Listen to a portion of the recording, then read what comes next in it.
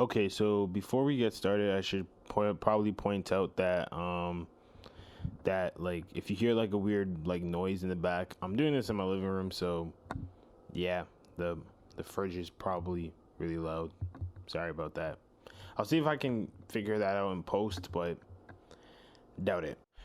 So last week, Pop Smoke dropped his second studio album, Faith, and when he dropped his first album last year, a mere months after his passing, it was the special timing for the special artist.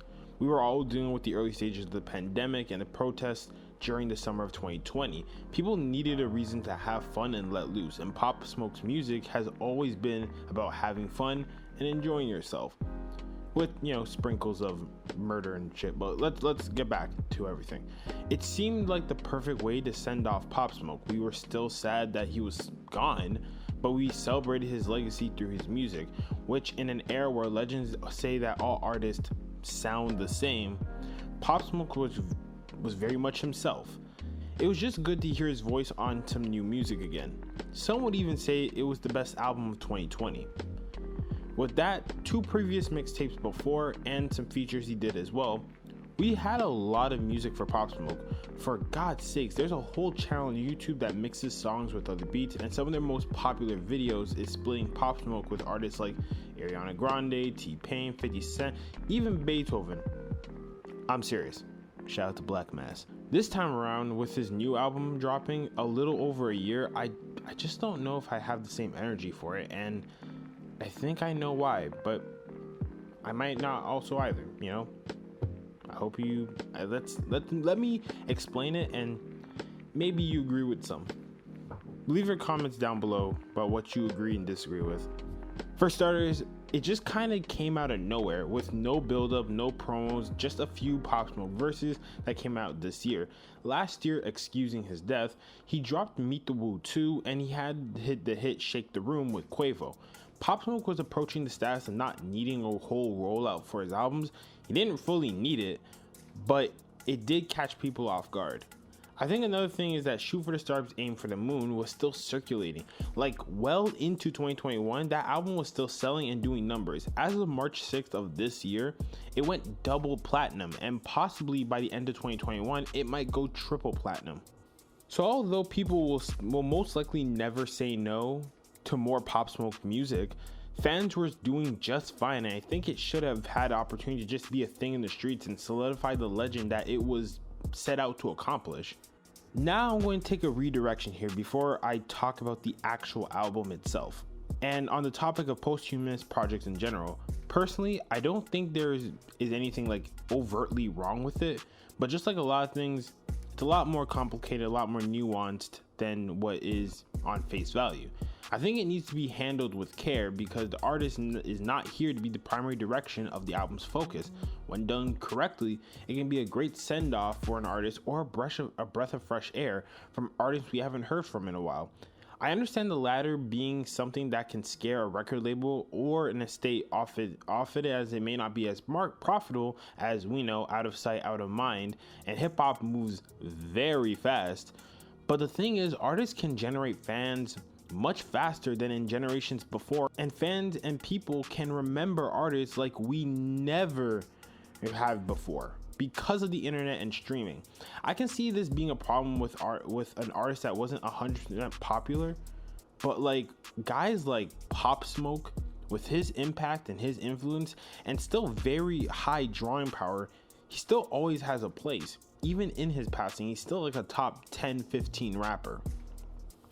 But posthumous albums go wrong when they don't feel like an artist's thoughts and ideas are being portrayed in the way she can communicate, in the only way that he or she can communicate. When it feels like we're listening to an album that was rushed and thrown together with little regard of who is there and just names, or when it just feels like a showcase for other artists and don't need that type of spotlight. And that's when it starts to become problems. That's where the problems start to arise. The music doesn't have an identity. It just comes out, we listen to it, and then we're done with it. Which leads me into Faith. Now musically, and to be positive for a bit, Faith has some strong showings and some memorable songs. The music is good. The music is good vibes, and there wasn't many songs that were outlandishly bad. Everything seemed to fit according to the formula for a Pop Smoke album. You see flashes of energy. For a big chunk of the audience, it fills the want for new music. Also, like with Shoot for the Stars, Aim for the Moon, it explores the next layer of Pop Smoke, of what Pop Smoke could have entered with his music. The ability to work with just about anyone, and Pop doesn't work with their style, they conform to his style. He could have added his drill flair to more traditional pop artists, singers, or even R&B specialists. This album did that in spurts, but the problems are very apparent. For starters, not a lot of Pop Smoke. Now, the last album had 19 songs, and 8 of them were Pop Smoke by himself, not including Dior and the deluxe that extended it to 34 songs, with 10 of them being Pop Smoke, not including interludes. This time, Faith has 20 songs, but 4 of them are Pop Smoke standalone songs. Once again, not including interludes. The deluxe extended to 24 songs, and 5 of them are Pop Smoke. It's hard for people to get interested in a Pop Smoke album if Pop Smoke is the sideline story to his damn album. Now, I understand the need for features and to complete the songs. Pop Smoke can't come back to finish them, but like, you could have made this album shorter if you didn't have enough Pop Smoke, which I'm sure you did. Another thing is the features, and to be honest, they weren't all bad, because you got the standouts that are familiar here, familiar with Pop Smoke and his style. Guys like Lil TJ, Sway Lee, Ross Swish, Busy Banks, Takeoff, Quavo. Guys I would assume Pop Smoke would work with, but there were more mainstream artists, and some of them had great bright spots, like Chris Brown on Woo Baby. That's a whole summer bop. Having Pharrell on Spoiled adds a nice interesting twist. It's a nice flair, because Pharrell just has one of the best voices in hip-hop history. Like, I could easily have seen Pop Smoke exploring this avenue with his music. Also, and yes, the memes are all funny, because Dua Lipa and Dro goes together like Balenciagas and Jabos, but Dua Lipa did her thing on Demeanor. It's one of the best songs on the album, in my opinion. And although I don't love this song, 8Ball with Kid Cudi is, it's a unique twist. However, the problems show right away. For example, the song Manslaughter with Rick Ross and The Dream, it's good. I really love that song, but it really doesn't feel like a Pop Smoke song. More so it's like a Rick Ross song, or that has The Dream and Pop Smoke on it. The same can be said with Mr. Jones with Future, Television with Kanye West and Pusha T, and About a Million with 21 Savage and 42 Dugg. There's nothing inherently bad about these songs. Some of them are even damn near fire, but they don't feature a lot of Pop Smoke, if Pop Smoke is even on it at all. Like, Pop Smoke really does drown out, not even blend in, but drown out, and he's a sideline character to what is supposed to be his album. Also, some of the features here do seem out of place. Now, I can understand an inherently drill rapper having a fan base that doesn't want to see like Dua Lipa or Pharrell or Kanye on these types of projects. However, although Pop Smoke had a specific type of sound, he was pretty much mainstream. Welcome to the Party and Dior were 2 of the biggest songs of 2019. He was approaching superstar status and would be drawing these big names anyway. I'm under the camp of, if the music is good, it really shouldn't matter. However, with guys like Kanye and Push who have projects coming out, they don't really need to be here. It seems cheesy to have them here, and they sound out of place. I had this vibe with other artists like Future and even Kid Cudi as well. They just don't need that type of push that Pop Smoke has, and they vastly contrast that, where the production level needs to be high in order to make that work. And like 808 Mellow didn't have like the most to do with this album.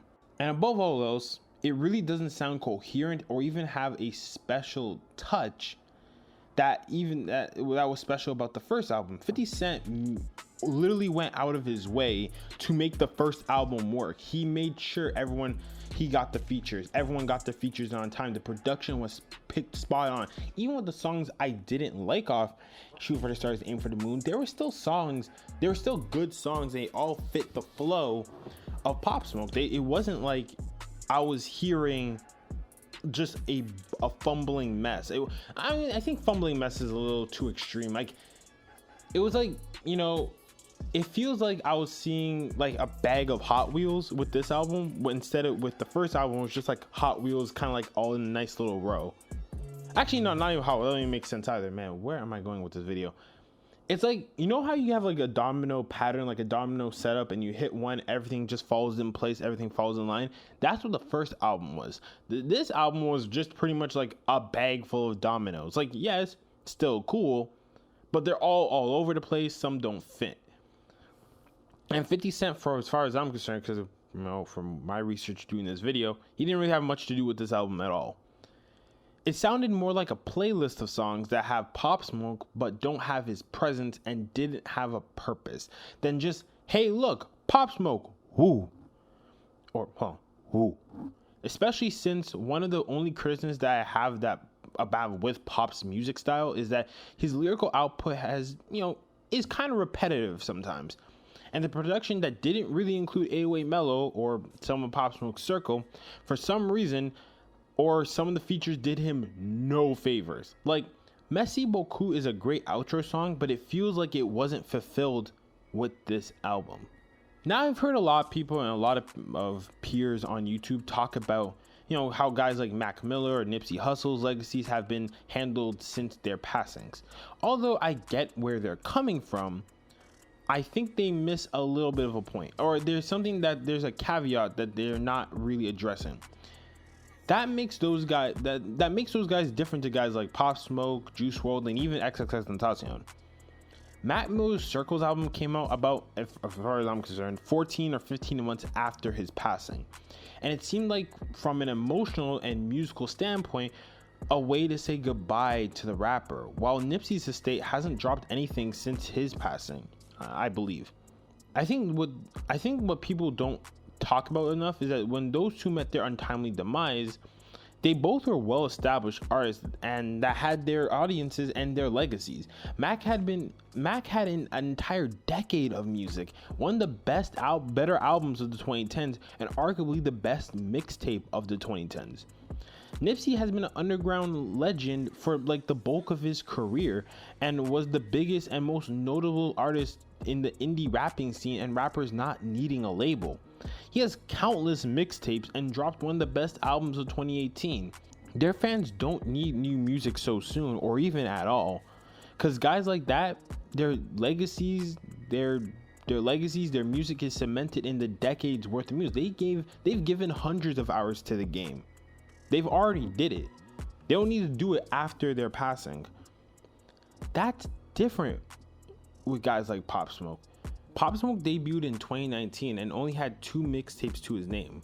Juice WRLD had 2 albums and 1 mixtape. And X had the most music. He had a few EPs, some collaborative mixtapes, like 3 or 4 mixtapes, and 2 albums to his name. However, the bulk of that music came out when he was still a relatively unknown rapper. He's only really been in the spotlight for 2 or 3 years before his passing. Juice WRLD was around for like 2 years, and Pop Smoke was only around for like 7 to 8 months. The fan base is more new, and yeah, it's an ugly trait, but when an artist passes that even had some level of name value, their name gets boosted up a lot by grieving fans, people remembering their favorite songs, and curious people wondering who this person was. There isn't enough for his massive new wave of new listeners with some of these guys. But let's bring it back to Faith and the future of Pop Smoke's legacy. We have to hope Republic Records handles this well, and I don't know if they can.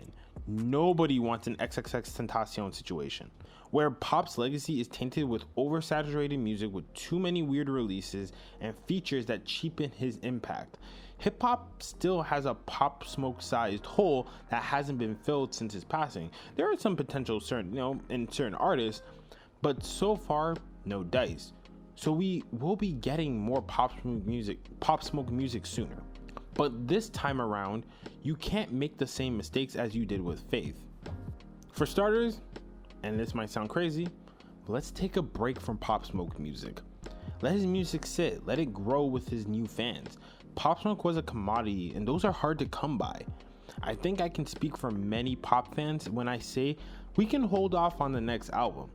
Next, make them more like EPs or mixtapes that don't always have to follow the same album structure, and they can be more like playlists. Like, you know, they don't need to have 20 songs.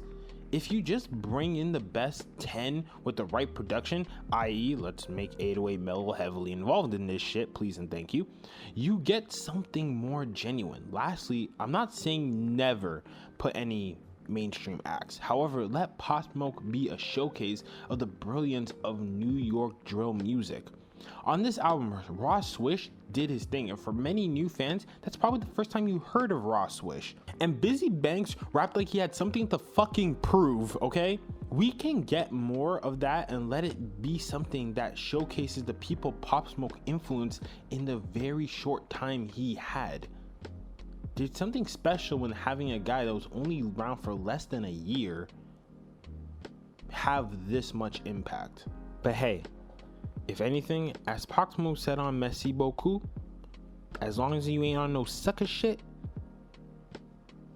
then you'll be alright. Big Rex, always reppin', man. Subscribe to the channel for more.